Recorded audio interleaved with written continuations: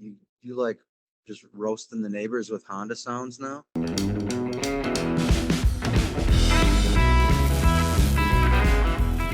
Hey, f***ing cars! So I have been spending the last couple of weeks repinning wiring harnesses, Good changing God. things over and repinning connectors because this year's sensor is wired different than this sensor, and the 2.4 has it wired different than the 2.0. And so I bought these eBay harnesses, and they help a lot because they're nice minimal harness that you can kind of tuck, and it's not like the big OEM Honda one's got like giant plugs in the engine bay, Yeah, and yeah, it's all plastic conduit, and it like sits up real high, and they just cover it with a giant plastic engine cover. Sweet. One of them that looks like at the top of an engine, but really it's just a giant piece of plastic. Yeah. So the eBay harness is for an O2 to O4, and my engine and ECU are an O5. And apparently Honda thought it made sense to have all the pins on the, not all of them, but like 50% of the pins in different spots on the ECU. Makes sense, right? And then because it's a $50 Chinese harness, and they only use like 6 colors of wires, sometimes the guys put them in the wrong spots. Fucking sweet. You know what I mean? When you're using child labor or whatever, they bound to Yeah. put the white wire in the wrong spot. Like to hope not, but it probably is. Yeah, yeah, like my fuel injector power, like to power the injectors, like just the constant, not the signal, was wired to the electric fan pin. So you turn your key on, and the electric fan wires would get hot, but Nice. you're no injectors. So I've been doing that. I have the car firing up, I have it idling, and I can rev it to 3,000 RPMs. And now I need to figure out why I'm in limp mode or something that I can only get 3,000 RPMs out of it. Sure. But it's running and it idles. So I've Nice. got 4 codes left on the ECU, so I'm picking through them. I think Yikes. I think they're pretty inconsequential because it's like coolant temp, idle or idle intake air temp. I think is the one that's messing with me now. There's no intake air temp sensor on it plugged in at the moment, so I'm wondering if Sure. that's making it think it's just ice cold out, and I don't know. It's definitely gonna affect it, or at least if I throw a code. It's throwing a code. It takes like forever. It like cranks and cranks and cranks, and then it's like pop, pop, pop, pop, and it's straight header. So yes, Weird. I am bombing the neighbors with Honda sounds right now. But you That's know awesome. that's one of the beautiful things about a cul-de-sac is it's just like an echo chamber Yeah. for you know we're talking almost 160 180 horsepower That's double what was there though. Maybe for not. real. Is it about double? It's about double. The car stock was 103 horsepower, Sure, sure. but only like 40 something foot-pounds of torque. It was a single cam, right? Yeah, and this one is, I think it's 160 stock, and then it's 120 or something foot-pounds of torque. I don't know, it's over double the torque. So it should Sure. make a difference. Oh yeah, yeah. Yeah, it should be a hell of a lot more fun to drive, that's for sure.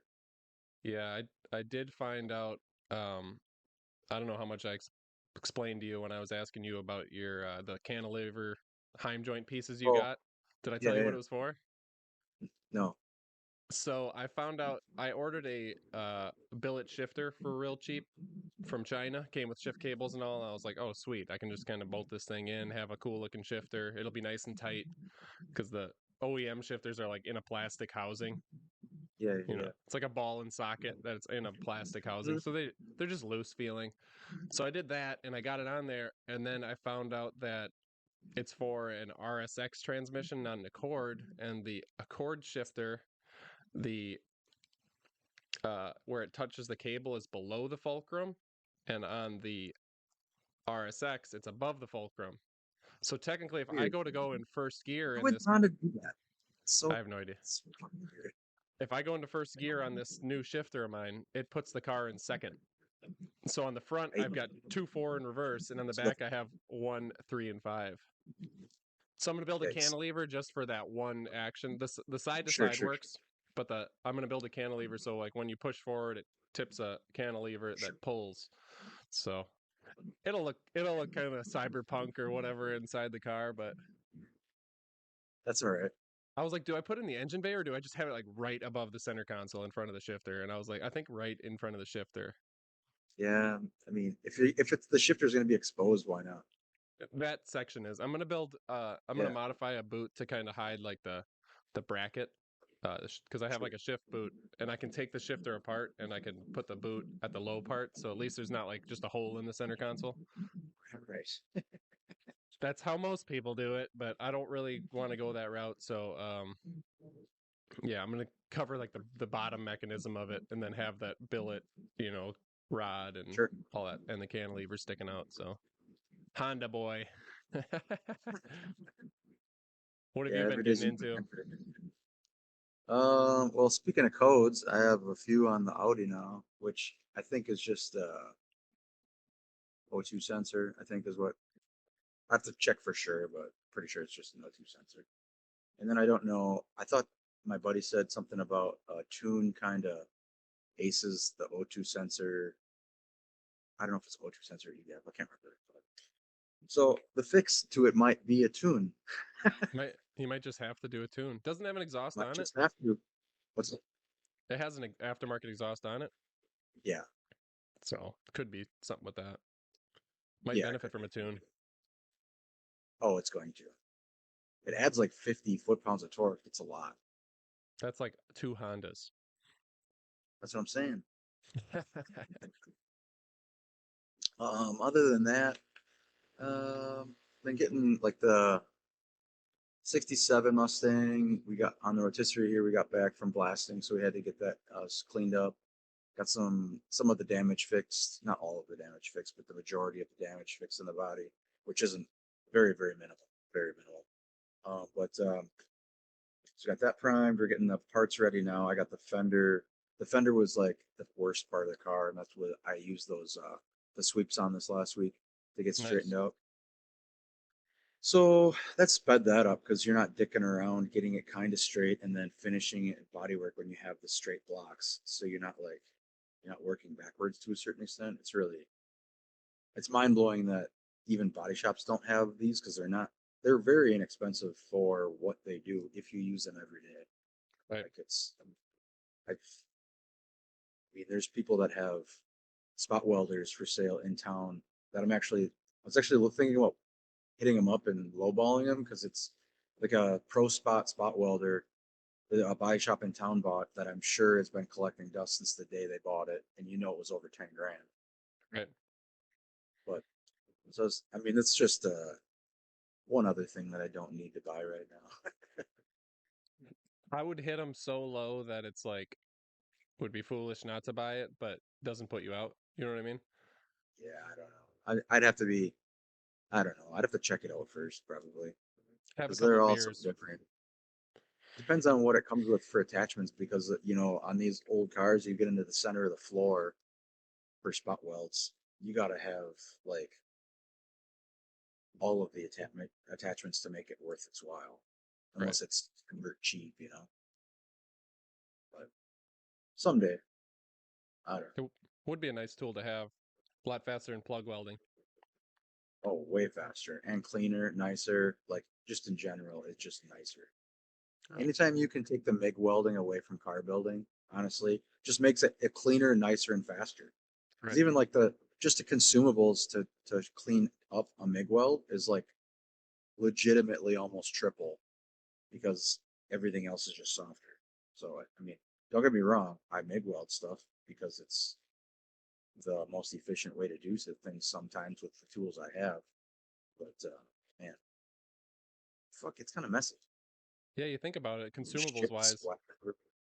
the spot welder doesn't have uh shielding gas. It doesn't have a filler. Yep, You just got and to replace tips. you're not spending time knocking that MIG weld down. And some people are, mudding them and then doing like a mock spot weld Yep. in like a thin layer of glaze or filler. So if you're doing that anyways, a spot weld is going to look right inappropriate from the get go. So you already got the finish is already there. Yeah. And you don't have to drill holes for plug welds. Oh my god. Oh man, actually, that we should stop talking about this. It's starting to sound like it makes a ton of sense. It's fuck. I don't need to go buy that thing right now. What does a Yeah. used spot welder get listed for on Marketplace? I thought they had it for like 3,500 bucks. Right. I mean, it's probably worth 10, if you were to buy a new one, but is it Right. worth it to me?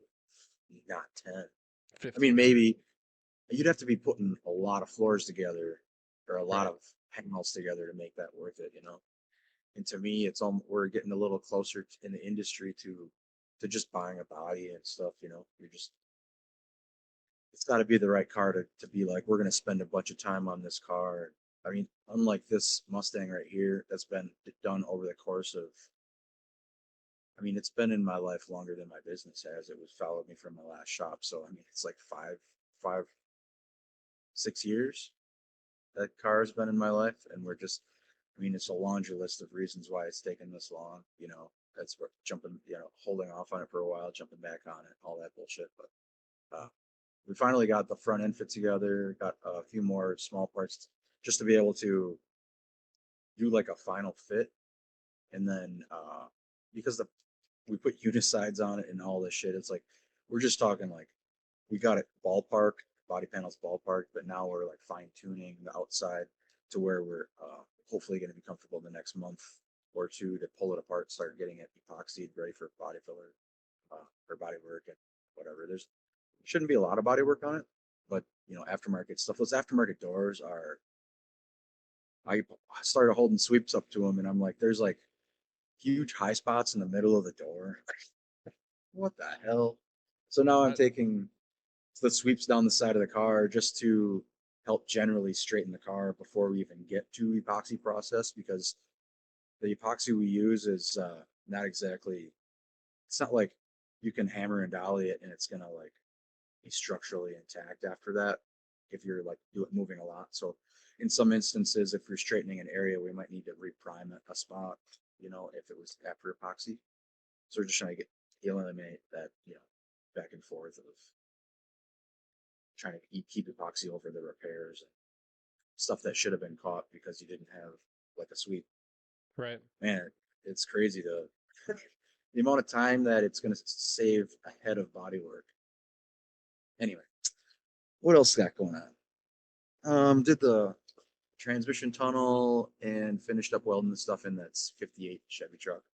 Did not a lot of bouncing around, but it's almost like you work to a certain point and uh, like we needed to prime the 67 Mustang, and so we just came from black from a blasting, so it's kind of got to get on it right away. Right. So it doesn't sit around. It's not the middle of summer, but it's still 40 40-ish, 50% humidity in here. It's not the greatest conditions to let things just sit forever. Yeah, but you got a pretty tight timeline on that, especially here, like in Florida, when my friend was doing that So I'm sure, Mr. I'm sure Sam's that's like, 55. yeah, Yeah, yep, it's like you got to get on epoxy right away, and you still have to yep. hit stuff with a sand. Well, like that was acid wash, so you still have to sand it. Like you get it back, and then you immediately have to DA the whole car and coat it. I just talked to or listened to a podcast. I don't know if we talked about this last time, but the guys, I think it was Type One restorations. They do like, I think they started off doing Volkswagen restorations, Oh, that makes but sense. they talked about having their car blasted twice. Um, so they get the car blasted, do all the metal repair, take the car back, get it blasted again, which makes sense. If as long as your budget allows that. So you do that, and then they have it. I never knew this existed, but powder coat epoxy. I've never heard of. I mean, I don't know who's standing behind the epoxy. Like whose epoxy is it? Put by as far as putting a paint job on it, who's going to stand behind it? But I've never heard of it before. But they have it powder coat epoxied, and then because it's pretty hard stuff, they have the whole car dust sandblasted after powder coat epoxy, so they don't necessarily have to prep in all the areas. I Like physically guess. sand. Yeah, yeah, yeah. I Still get the seems I odd. get that, man, is that seems like you're putting a lot of faith in that sandblasted mechanical like etching in the epoxy. Because if you're not Yeah, coating it right away, but my experience, if it's, I guess if it's a powder coated epoxy, it should be hard. It should be hardened. But with our epoxy, if we leave something sanded and then let it sit for like 2 months, it like case hardens, so it like skims over, and right. it's, I mean, paint could potentially fall off of it because there's not as much of that adhesion. So I was like, I don't know, man. I don't know if we just want to let stuff sit around in like glass prepped epoxy to wait for paint in a year. Like that seems kind of nuts, but whatever. I mean, maybe not a year, but Yeah, it is interesting though. I never even considered like a epoxy powder coat. right. It seems like people are just trying to like force an industry, like to make the powder coat, like to carry it on, even if it's maybe not the best application for everything. Like they're just like, Right. I understand like a business trying to do it where they're like, oh, this is the newest thing. It'll help you guys in the body shops. I understand like from the powder coaters perspective and like the company that makes a powder coat, but like Mhm. from a body shop perspective, I just don't feel like that is maybe the best option long term. I just feel like it You gotta raises have, the possibility for a lot of problems. yeah, yeah, yeah. That's kind of what I thought. I was like, who's standing behind it? Like, is PPG saying like, yeah, well, let's throw some paint down on it and make it, it'll stick. Don't worry. Like, I don't know. I I mean, don't to a know. certain extent, epoxy is epoxy, and it's all kind of a science experiment. But the idea of using a reputable paint company is for it to like have somebody stand next to you with if there is a problem. You know, Yeah, I can imagine the customer takes a car and 6 months down the road, the paint's just flying off of the powder epoxy. yeah, yeah, that'd be rough. I mean, I guess they're doing body work on the epoxy, so I mean, they should be to a certain extent. I would suspect the outside of the car they're roughing up and doing body work on anyway. So it's probably just the jams and bottom side potentially. They were buffing and wet sanding and buffing the bottom side, so I'm sure the whole car was body worked anyway. Right. Yeah. I don't I think don't I've know. ever wet sanded and buffed the bottom of a car. Not yet. Not you got to get that Riddler stuff. That's what I think they got they got some award with it. I can't remember. Anyway, that was a while back. I have been getting so I got my big box of paint from the paint company that's collaborating with me on the Honda paint job. Yeah. And I was talking with the owner of the paint company. Super crazy. The guy just it's Limeline Paint Supply. Quentin's never heard of it. They're kind of like a do-it-yourselfer brand. They sell paint on Amazon. They sell paint on eBay. Um, Barrier to entry is like really low. You don't have to go to a paint shop. You can go and pick out. They're more for like custom paint. They don't have a ton of base coat colors. They got like white, silver, black. I don't even know if they have. I can't remember if they have other colors. But They probably so don't spend a lot of time in it because there's not a lot of money in it. You can just go to get shop line or whatever. right, The custom color is probably where the good markup is, yeah, I and then suspect. they sell candies, they sell chameleons, they sell Yeah. all sorts of stuff like that. Flake. Um, they're more going for like the at home custom paint hot rodder guy. Um, but I text the owner, boom, text me back. I mean, I don't think it's ever taken a half an hour for him to text me back, and he'll have like a real conversation with me, like where I'll Like you're a text real him, boy.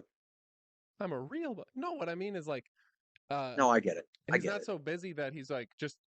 It Sure. would be great if I texted the owner of a company like that and he responded with and answered my questions. It's a Yeah. whole nother thing for a guy to sit there and talk paint plans and coverage and things like that. Like, and Sure. yeah, he says, because I told him, I said, it's been a while since somebody let me be uncorked on a paint job. And I don't know that I've actually ever done anything this crazy, this large before. Sure. I mean, your truck's pretty big, but this is probably gonna be crazier, I would suspect. My truck is going to look so tame. That's funny. It's definitely going to have like mini truck vibes. Have you seen that white Honda Civic show car that's been around for like 15, 20 years, I think? But it's white and it's got like the engine bay is smooth. They don't run a hood. The door jambs are all done. The hood, everything. So this custom paint like comes down the side of it and then like swoops up the fender and goes down into the engine bay and across the engine. I mean, You couldn't seen it. so I'm gonna be doing like this. I'm starting to be nervous. I'm gonna have to be take like 3 days off of work to paint this thing. Probably, dude. I mean, that's a lot of masking. Like just masking. It's like you're stressing me out. Dude, you have no idea. uh, so, but I'm thinking like, my engine bay. I've been doing the whole thing kind of on a budget. I'm building my driveway, so like the engine bay paint's pretty minimalist, and I want to do like a show car, but it's probably gonna be like a closed hood show car. If you pop the hood, it's not embarrassing, but it's not like crazy. You know what I mean? I cut the frame out of the inside of the hood yesterday, so I've got a big smooth canvas. I'll probably do some airbrushing up under there later down the road. Um, I'll probably just get it in primer for now, and then later down the road I'll airbrush it at home in my garage or whatever, do something silly. And but I keep thinking about like, I would like to bring this car to some shows, not necessarily like trying to win anything, just to show off, and it's good for the brand Yeah, and good for the YouTube and whatever, and just fun to meet people. I think But it's I'm like, fun to just talk about it, talk to different people, and get different ideas. And like, oh shit, I should have done this, or what did you do there? That's kind of cool. I like that. but now I'm starting to get to the point where it's like I'm gonna paint the car, and it's gonna get, the jams are pretty close to the color that it is, so I can leave them be. But I'm also like, do I need to end up maybe down the road, like at home, doing the jams in the body color and continuing the paint graphic like wrapped into the jam? Now you're getting nuts. Because the trunk, I'm gonna have it pop the trunk, and in the trunk there's gonna be, a fiberglass box, and we're going full West Coast Customs Pimp My Ride style fiberglass Nice. box. It's gonna have like, the subwoofer coming out, Oh yeah. Have you and ever then done that before? yeah, when I was 15, back when that Would stuff you was did you popular, use like fleece? I used fleece. I did one and I didn't know about fleece, so I did like fiberglass matting, and it was terrible. It It sucked. it flattens out so bad where you try to get like a radius. Yeah. I was using like I think I ended up using like 2-inch strips and like went, from the speaker opening to the box and just like kept doing the 2-inch strips like that. It was yeah, it sucked. It sucked a lot. So my first car was a 79 Camaro I paid $400 for. And before I even had my license, you pop the trunk, and I built two sub boxes that like from the corners of the trunk, subs were like getting pulled out of the fleece boxes pointing out. And then I think I did vented boxes, and I'm going to be honest, I think for that style box you should always do vented, because there's just a Oh, you're lot just of, gonna blow your fiberglass apart. yeah, you got too many materials sitting on each other that I feel like if you tried to have it sealed, you're just going to cause a failure at some point. Because you got your MDF I've seen box, guys pack it fiberglass. with I've seen guys pack it with fiberglass body filler both sides. That Like so you gotta fucking layer it on though, because you're Yeah. usually using like a 1/4 inch MDF, and to have that density, you're never gonna. I mean, you use a gallon of freaking body filler, and I think it'll crack out anyway. With 20 years under my belt since then, I think what I would do is I would build the box without the back panel. I'd build the fleece, I'd build the side framing, like for where it sits into the car, and I'd leave the back panel off. I would fleece it, then I just resin the fleece on the outside is the easiest way to go. And then when that dries, I would flip it over, and then with the back open, I would fiberglass the inside from the ring to the wood, and then Yeah, use yeah, the yeah. fleece kind of as like a sandable coat, sand that down. That's kind of what I always assumed it was. Yeah. When I did mine, I fleeced it, and then I did one layer of fiberglass because I was a broke kid. Who knows? You know what I mean? Yeah, Probably sanded 80% of it off, honestly. And then I did, filler over that. Uh, Kitty hair a little bit of kitty hair in the big oh yeah. areas. Yeah, I got long strand because I was hardcore. But I seen a guy like make a speaker box, and he got to the kitty hair, like the short strand kitty hair, and then he like covered it. He must have covered it all in kitty hair and then like took his finger and like dimpled it so it looked like fucking spikes. But then he just left it in like raw kitty hair. It was so gross looking. Like, how do you clean that, bud? Look like puke. Yeah, that's gross. Yeah, they used to have like stereo competitions in Rapids in Steve or Wisconsin Rapids. That was like super interesting. Whose subs are louder?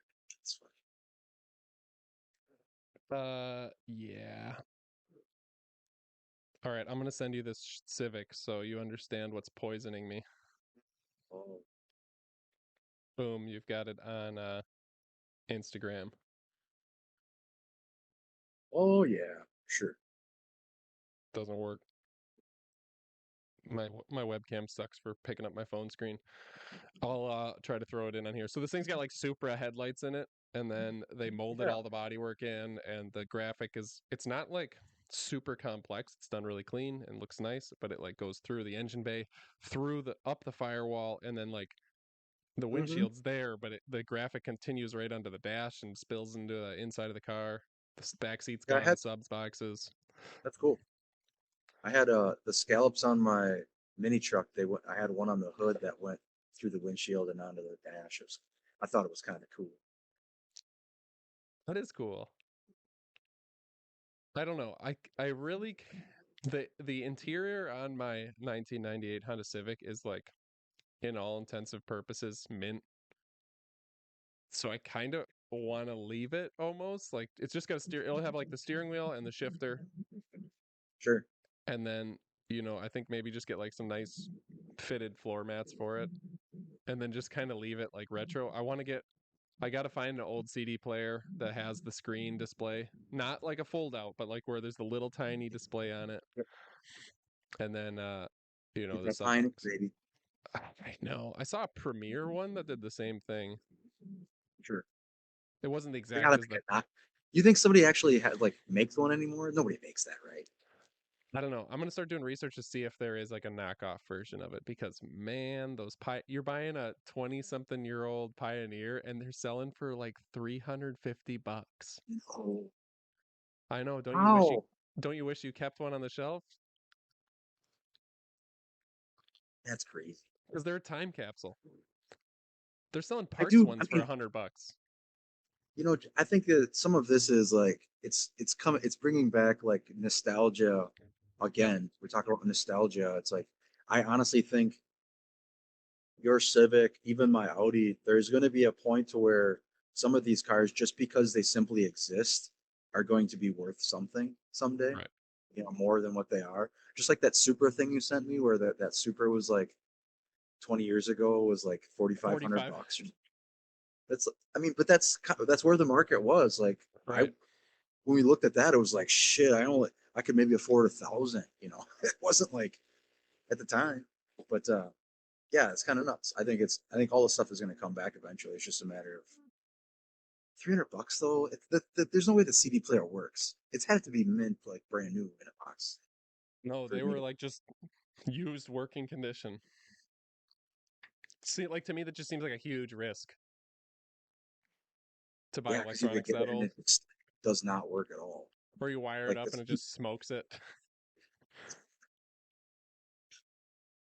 or it has some different like screen on it that's got some crazy shit on it. It's like not like a knockoff. It's not weird. Yeah, mine has like a, I think it's a Pioneer. It might be a JVC, like just a, kind of plain Jane. I don't even think you can pull the face off of it. Remember when that was a big thing? You pull your face off, you put it in the case, and bring it in your pocket. Don't anybody stealing your stuff. We did a Volkswagen, the Volkswagen bus we did, that camper bus. She had a CD player with a face on it, and when she dropped it off, she took the face with her. It was pretty funny. Like you're leaving your whole ride, you don't really got to take the face of your CD player, but whatever. Habit. Makes you feel good about it. Maybe she just wanted to have a little piece of her car with her. For real, it was that because she would come and just like to visit it and like put her hand on the window. Yeah, she's in love. Huh. Yeah. I don't know. I'm trying to figure out like, is it going to be weird if I don't have like a modified interior? Like, is it okay to have that time capsule interior on the inside? I think you should probably leave it right now. I just don't even know what I would want Is to it? do with it to make it aftermarket. But I mean, you could have the paint job done, and I think later on potentially take it to just drive it around for a little while and enjoy it, and then I think you could even find something on marketplace like honestly it could be like a Honda interior from some show car or something fucking crazy. Like it's not out of the realm. Or get it to garner enough attention that I can get some like up and coming upholstery guy to go crazy on You it. you got a paint company on board. What's a seat company next? Well, I'm not even thinking that. I'm thinking just like have somebody reupholster it Sure, that's looking for some attention. sure. Is that? I mean, is that as relevant down there? Is it seemingly more irrelevant here than it ever has been? Like Reupholstering. upholstery. Yeah, it's like it's pretty hard to find anybody. There is a lot of or there is, I wouldn't shouldn't say a lot. In comparison to most areas, there's a lot of upholstery places here because of boats. That makes a lot of sense. And they do custom upholsteries for boats constantly because people want diamond Sure. pleats, they want all the things, you know what I mean? But they're just, these people are used to working in a marine vinyl type of Yeah, generally. yeah. But they do all sorts of cool stuff, different piping, all these Seats things. for seats, right? Seats are seats. And honestly, it might not be bad to have you know, materials that are used to elements just because like the sun and the moisture here. Yeah, yeah, yeah, right. But yeah, I don't know. I feel like if you go do interior, like your interior's either got to be like pretty stock or it's got to be completely done. Because like if you have like a stock interior and like mine's a four door I with a mean, back seat, if I you plan on driving it. If you do a like full custom interior, it's going to be harder and harder and harder to drive it, in my right, eyes. right. Yeah, I'm already thinking I'm gonna have to after I paint it, I'm gonna have to try to get a hold of like a PPF company and see if I can get a PPF sponsor where I do like a install video for like a do it yourself paint protection film. That sounds like a nightmare, dude. I've done wraps and stuff. I don't love it, but Have you? yeah, we used to wrap a Oh, lot on stuff, boats and stuff that just gives me anxiety. it's For real. you have to go into it just like screw it. Yeah, I know. That's the man. I know. It's hard for me to do that. Yeah, It's because like you there's like large like rally stripes on cars. They're like sometimes those are even harder because you got to keep them straight. I guess yeah, that's a different like. But yeah, that's just that wrapping stuff. That just like I don't doesn't look like something I would enjoy doing all day. I mean, maybe if a guy talk me through some of this stuff, but it just seems like stressful as fuck. it definitely when we started wrapping boats at my work when because they would buy used boats and then we'd refurbish them and sell them as Sure. like a refurbished boat. You know what I mean? Like 100% gone through. And so what happened is they'd buy five of the same boat, and they didn't want all five to be the same. So they do a little bit different interior, and then they have us start doing like wraps down the side of them. And so we're wrapping them, and me and this Puerto Rican guy from New York were the only ones that had like any exposure to it. So we were doing it, and you'd see us like stretch out 20 foot or some 24 feet of wrap across the side of this thing. It's all wrinkly and whatever. And then we just start at the front like peeling it. It's like you're putting it down, you got big crinkles in it and stuff like, and you're just stretching and Oh my heating and stretching god, and heating. And you're stressing me out, dude. you have to just like accept like there's no other way. And then you got to figure out where to start. For me, it's like even when they do panels on a car with the car with the majority together. I mean, almost all the time they're putting they're wrapping cars with the cars together. Yeah. Uh, so like even if you're wrapping a bumper, like for me, it's I have anxiety on where they're cutting, and then like I'm always like you can't see behind it, so it's just nuts to me. And I A, know they use like all kinds of different tape and pull tapes and all whatever. But I'm just not exposed to all of it, so it just seems super scary. good rap guys that are doing like the supercars and stuff, I think they actually pull bumpers. I mean, I've seen that on expensive cars. You're seeing they're pulling stuff, but like Yeah. I've also seen expensive cars where Yeah, they're they're pulling not pulling handles, they're anything. pulling mirrors, they're doing all that. Right. But Especially with the PPF, like the actual paint protection film. Like I think on this last Armchair Expert, I don't know if you listen to Dax Shepard's podcast, but he's like he just bought a Ford GT, and he's like somebody was commenting about, oh, you got that the new Ford GT, and he's like, yeah, but I had to spend $8,000 to get it wrapped in PPF. So he's like kind of shit talking himself. It's like, yeah, I mean, if you want to keep it nice, I mean, those cars are investments. So I mean, if you're not keeping it nice, I think you're doing a disservice to the car. yeah, I have to like get in a different mode because like I've always like I am the painter, so if I screw up, and I always like the to me, I always enjoy like when I see a muscle car at a car show, and the bottom of the rear quarter is caked in rubber. Like I like that lived in look. Like it Sure. was so nice, but we use it anyways. Like I like that. So, but the Honda paint is almost going to be too much to just let it get hammered. Like I did my motorcycle, I did like other people's motorcycles. I've done my my truck, but my truck I drive it right through like pulling stuff and driving through the woods by my house. I'll drag it right through the palmettos, but it's a truck. To a certain extent, I think though, if you got like a scratch or a ding, you could repair it and then another custom paint area. Yeah. Like Yeah, that's how I've always looked to at it. me, to me, that you really gotta this paint protection film. It'll like help from chips. It's not going to help from dents. The problem with that I see down the line is you're going to have to wait probably like at least for me, I would think a year before you put paint protection film on that fresh clear.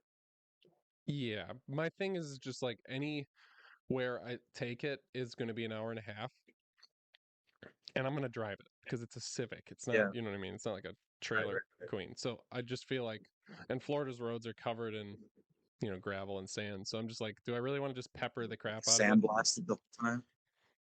Yeah, the windshield in my truck that spent 23 years in Florida is like the sun hits it and it's like a sandblasted piece of glass. It's crazy. But my friend's like, you should clean the window on your truck. And I'm like, it's clean.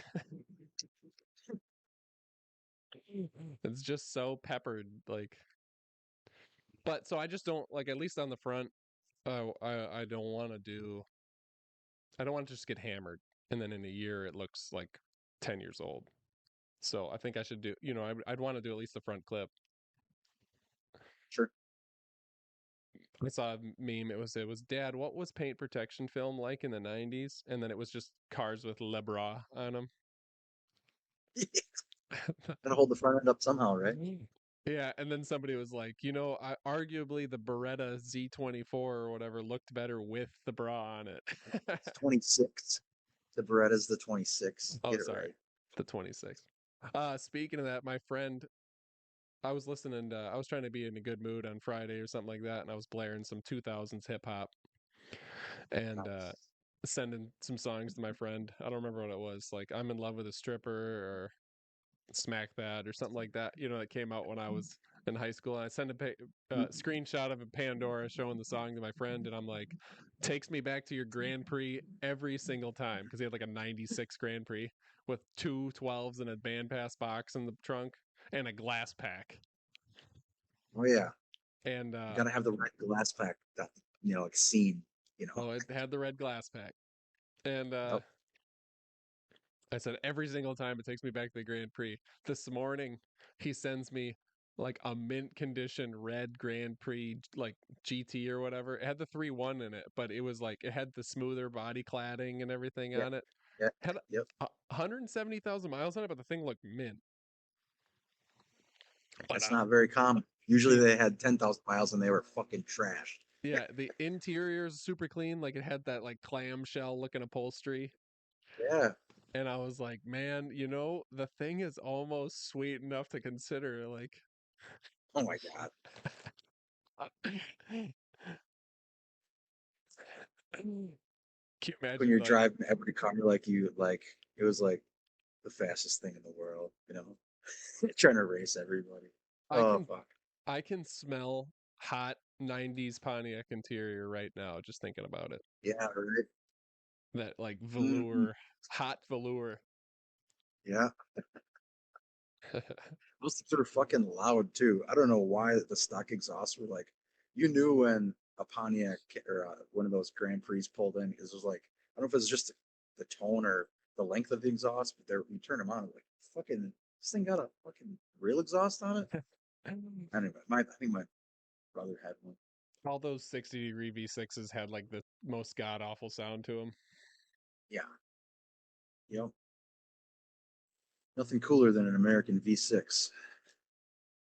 The day, the way this is my friend that does this guy. He's got the two Skylines and whatever in Tennessee. The way I met him is one of my like friends from my grade or whatever was over. He was like a redneck truck guy, but he was over helping me work on the Camaro 79, and he texts this guy, huh? Truck guys helping with my Camaro. Yeah, I mean, and You have a mullet?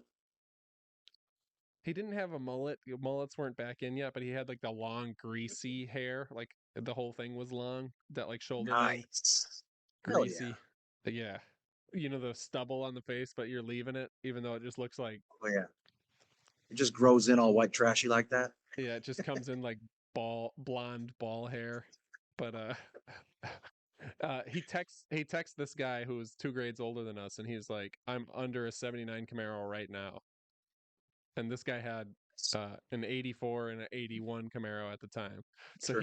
he gets the text message and he sends, "Where are you?" And he showed up in the Grand Prix, and then like I went out and like he was looking at the Camaro, and then we were my redneck friends like, "Oh, show him the Grand Prix, you know, and the subs and stuff." And then he started up and like revved the glass pack exhaust on the 3.8, you know, not Yeah, supercharged. baby. Yeah, I mean, And I was like, "Oh, you think that's cool? I got a thrush turbo muffler on my Jetta." So I revved up my 1991 1.8 liter Jetta with a thrush turbo muffler on it because all these cars oh had yeah. exhausts because in the Midwest by that time the exhaust had rotted through and you had to do something. Yeah, you just put a hot rod muffler on it. Thrush It's turbo now a hot mufflers were $20 at AutoZone. I think we got all our custom exhaust at Fleet Farm. Oh hell yeah. They had a whole aisle of fucking car customized. Duh. Fleet Farm. Fleet Farm. Kicking it. Yep. Back in the day. And like the Walmart stereo section where everybody would go and you had to at least walk through it, see if they had anything new. Yeah, and then Best Buy you'd go and you could hit the button on this amp and that sub. Do you think any of that actually really translated? I don't know. I know it pissed the rest of the store off every time. It was like, oh, there's some kid in there again. Whoa, whoa, whoa, whoa, whoa, whoa, whoa. Yeah, that Dude, was nuts. I would spend an hour over there just like, I'm gonna see what it sounds like with Yeah, this Rock Fosgate amp and this Pioneer subwoofer. and Oh then you yeah. could pick you could pick 6x9s or 6-inch speakers too, all at the same time. So there's like unlimited combinations of what you could get. Imagine Yeah, the it was profit margins must crazy. have been huge on car stereos that they were willing to make like a whole dedicated section to do that. Remember the Marathon Park stereo sale? They used to have the Oh yeah. dude. That was a huge thing. That was freaking huge. Yeah, it It was was like like a piles of people, and you could buy like a. They would call it a 2,000 watt amp for like $100 or something like that, but it was actually like a 300 watt amp. yeah, it was all knockoffs. Yeah, yeah, It yeah. was like AliExpress from today, like the I Alibaba think I bought stereos. two Audiobond 10-inch subs from there. Those things fucking kicked, man. I don't know. I must have had some like sweet spot combination. I had like infinity amp and those Pioneers fucking kicked. Like people didn't believe that it was just 210s, which was kind of nuts. But I had this gigantic box I built for my Sunbird. Rad, Ooh, right? It took up like the entire trunk, of so it course. was a huge box. Um, so I mean that must have had something to contribute to it. But yeah, it was fucking loud. I have a sub that I got for free.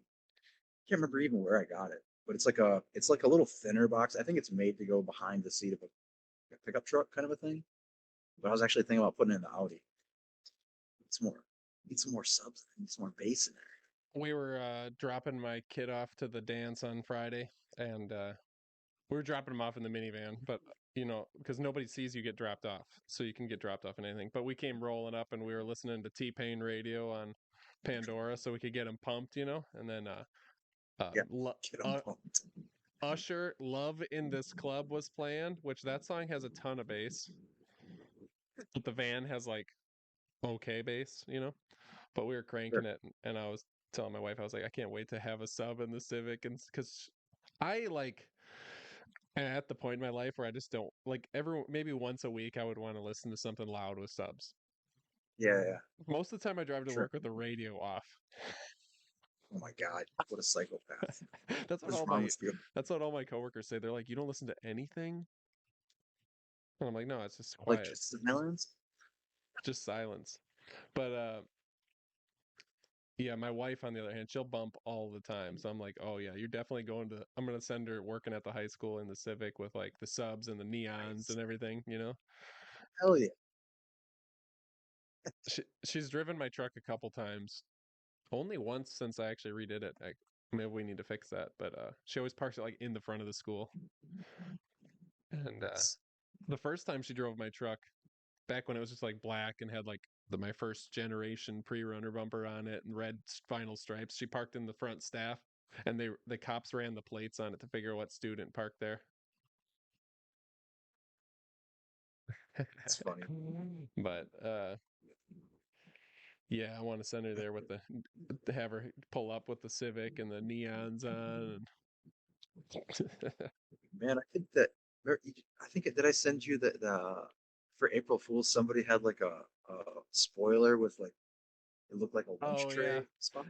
yeah. Dude, I'm not joking. I think that's a fucking fantastic idea. It actually is a good idea. Like, remember when Evos came out? Mitsubishi Evos, they like test drove one in some like car and driver, and they ate like it was like one of the first ones in the country, and they were eating like fast food off the wing. I was like, yeah, that's fucking rad. And then like to have a spot for you, like anywhere you go, you're always setting something down, and like at a car meet, you're like buy a cheeseburger and you want to eat it somewhere. Like that'd be fucking cool. I think that'd be really cool. Um, you know, Speed Hunters. It used to be like an online magazine. I'm not sure. Speed Hunters was a huge like car culture online magazine when things started going online. Um, Larry Chen, he does videos for Haggerty and stuff like that, but Okay.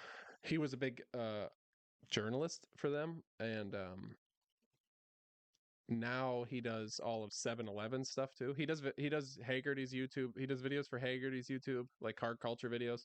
He also now does 7-Eleven, a lot of their because 7-Eleven markets to car culture now. They like sell shirts with like car meets at a 7-Eleven and like all sorts of cool stuff. Yeah. Really? Oh yeah, dude. They have like 7-Eleven Hot Wheels that are like imports and stuff like that. What? Yeah. And he does that, and a lot of the videos that or like commercials he produces, he'll have like some import GTR or something backed up to the 7-Eleven with that's like a $200,000 build, and he'll have like the 7-Eleven food products sitting on the spoiler like right in Sure, front of the front door, and then the sure, camera like sure, pan around the French fries and stuff. Dude, sure, sure, so sure. so cool. What a great idea though to have shit, is the heater too loud? Can you hear the heater? I heard it Just turn on, kicked but it's in. fine. No, you're good. Okay. But yes, what a great idea for a gas station to like that's gonna bring in more people. Like people need gas regardless. Like that's to create a culture that's really fucking cool. We don't really have any 7-Elevens around here, like at all. You have to go to a pretty big city to get one. And then when you get into town, it's like some of them are kind of scary to stop to. We only have them like on the coast, it seems, for because I'm in a small area, but yeah, they almost like advertise to be like a weekend meetup spot. Sure. Doesn't it make sense? It's kind of like the coffee's free at a diner because if you're there long enough, you'll eat something. Doesn't it make Yeah, sense you're that gonna spend money there regardless. Yeah, if you had a bunch of car kids hanging out in your parking lot at night, as long as they're not doing burnouts and causing trouble, they're gonna just yep, keep coming in and spending money. Yep. and they're going to draw their friends in to come in and spend money. Yeah. Yeah. No doubt. I don't know. I don't know. What are you gonna do? Thought it was a cool idea. We need a gas station around here that'll do that. Because all of the ones around here, you come. I mean, you've been to Marshfield. You drive around too long, you're getting fucked over. So, I maybe I need to add that to my, my empire one day. I'll have like a car club gas station. right? So in Japan, there's like, and actually there's a YouTuber in Germany that does it too. But these like big companies, that are like car culture type people. Like Liberty Walk is a big body kit company in Japan. He basically has bought so much property in one area. He's made like his own little town. He's got like an American diner. He's got like, apparel Shit. shops. He's got like this whole hangout little town that's like just full of cars that he built and cars that he's building and like Sure. and then there's a guy in That's rich guy Germany. shit. There's a guy in Germany he's a big YouTuber and he's kind of doing the same thing where he's like building like a hangout town almost where he's got like the diners and like you can go get like car That's themed nuts. burgers and coffee shops and stuff like that.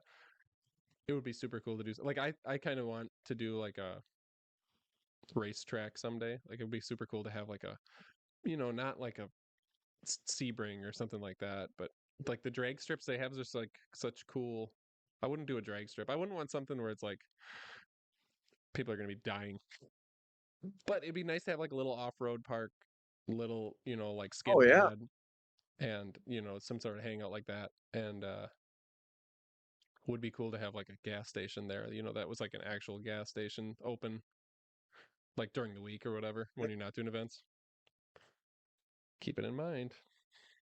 A Right. lot of a lot of YouTubers do like they'll have like a little tiny, how like they'll have those drive-through coffee shops that are not much bigger than like a food truck. They'll just be like Well, we have two one in town, but like, there's a guy in town that's trying to start cars and coffee, and there's like people in Marshfield trying to figure out where to have it, and I think they settled on having it at a church and bringing in coffee. It's like it's really not a great idea. Like, it's not going to last because I mean, who wants to meet up in a church parking lot for like car enthusiasts? It doesn't seem like, I don't know. It's not, you kind of want to be parked where there's traffic to a certain extent, and like you want to be stimulating local economy at the same time because otherwise, why does anybody want you there? I don't know. Yeah. Yeah, you want it to feel like a natural car hangout. Yeah, I mean, that you got to find the right. To be honest, you have to find the right parking lot with a coffee shop next to it. That's all it is. Yeah. So In the what a in the lot center of an open parking lot is no bueno. yeah. Pretty lame. Yeah, what these guys are making, they're um like I said, it's like a food trailer sized little building that's actually like in a parking lot. Like it's actually like a real building. But it'll have like two employees working, just mixing coffee. It's a drive through. And they'll have like some sort of car theme. It'll be like, turbo caffeine or something. You know what I mean? Like the place will have some sort of, quirky It's car, nitrous. yeah, car name, Sure. branding. I don't know. I think it's fun. I think we need more stuff like that. I think there's car guys everywhere and there's always going to be car guys everywhere. Yeah, And for then sure. you then I you mean, just make there's a lot of car guys out there that don't even have a car anymore. They just want to be around them and talk to people about them and shit. right. I mean, there's a lot of cars in this town. I mean, I drove around. I got boxed in by a Corvette, like a C5. I think it was a C5. Escalade with a brand new Escalade with super loud exhaust and a Charger when I was driving the Audi. And I've never seen any of these cars. I've seen a bunch of different enthusiast cars like in the last month that I've never seen before. So it'd be cool to just get some of these people. I mean, not that I want to be friends with everybody, but there's a lot of cars around that are pretty fucking cool, and it'd be cool to have them all in the same spot. Right. I mean, our downtown car show is like there's already politics happening with it, which is already pretty exhausting. Like, I just don't even want to be a part of it. I wouldn't. Yeah, it's a delicate balance, but Yeah, yeah. Right on, man. What else you know? Anything else? I Tell me know things. that my Honda's in limp mode, and I gotta figure this out because rev bombing to 3,000 isn't it. I've had It's the not gonna cut it, dude.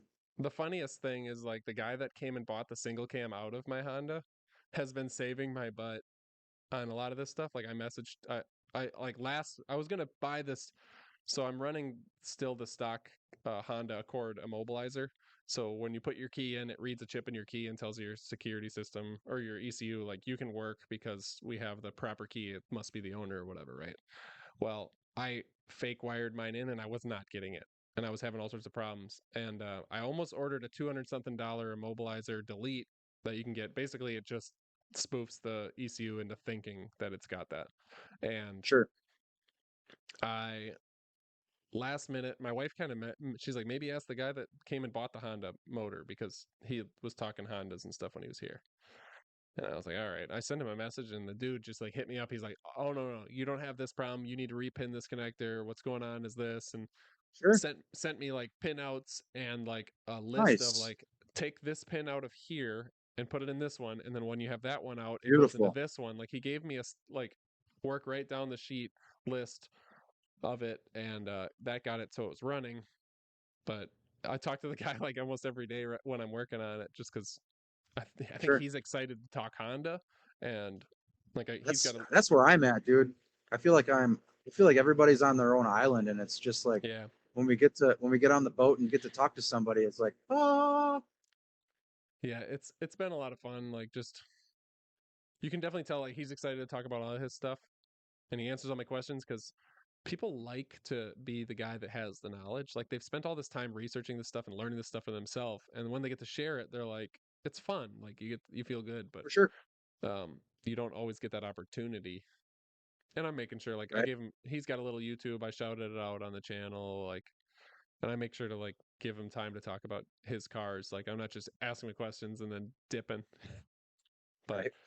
uh yeah, he's been big help. He was just I just see he just texted me because I texted him this morning like it only revs to 3,000 still. Maybe it's this idle air temperature or intake air temperature sensor. It's about the only thing that I don't have hooked up now that I'm getting a code for. I don't know. It's weird, but we're getting there, I Yeah, guess. that's weird. I don't know. I don't know Honda stuff like at all.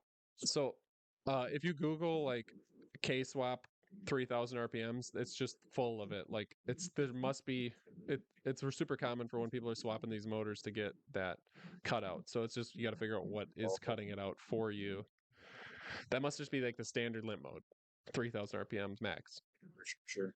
So Hmm. I can't I can't imagine it's coolant temp, and I can't imagine what's my other one.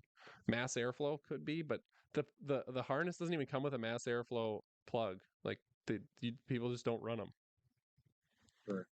So I don't know. I'm gonna go through it again, try to see if I have an intake air temp sensor laying around, plug that in, and go there from there, I guess. But You use the sensor from the Accord at all? I got rid of the Accord after I ran it over with my truck. I thought I had the sensor, but it looks like it was never actually even. I'm gonna check the wiring harness I pulled out of the Accord and see if it's plugged in, because I Sure. kept that. But on the intake, so normally that goes into your intake tube. Like so, if you have a cold air, there's like a little grommet, it sticks in there. There isn't one in there, so either the Accord didn't have it or it's still plugged into the harness. So I'm gonna see if it's out there. Sure. Go from there. But it's just, I think that's one of these things when you start doing, you're taking parts from here and parts from there and parts from here and doing Oh an yeah. engine swap and trying to make everything communicate, you're just going to have these battles. But hopefully, it just means that when it is all said and done, anytime there is an issue, I know the car so well from spending all this Yeah. time with it that Yep. solutions will be easier later. Yeah. You'll just like brainstorm one night and like, oh yeah, this is exactly probably works. Yeah, I get that. That's where I mean, all these cars have been in my life so fucking long that it's we'll all know all of them in and outs All right. when they go up the door for sure. Yep. Hmm. Yeah, Well, yeah. why don't you tell everybody where to find you online? On Instagram and Facebook and YouTube, Hungry Hollow Customs. Where can they find you, sir? Find me everywhere. Terror Shark TV, YouTube, Instagram, Facebook, TikTok. terrashark.com. Get some sweet apparel there. I do need to get a Fucking Cars podcast shirt up on there. Yeah.